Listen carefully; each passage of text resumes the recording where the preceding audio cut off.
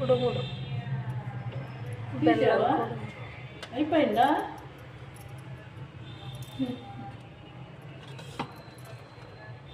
అలసంద గుగ్గిళ్ళు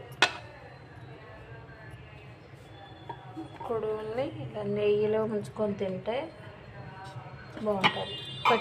పచ్చెన్న పూస అద్దుకున్నా నెయ్యి అద్దుకున్నా బాగుంటాయి.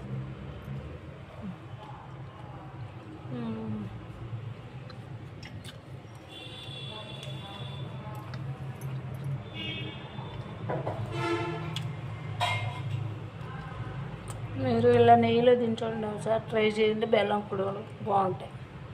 పచ్చెన్న పూస వేసుకొని తిన్నా పైన బాగుంటాయి. Please like and subscribe.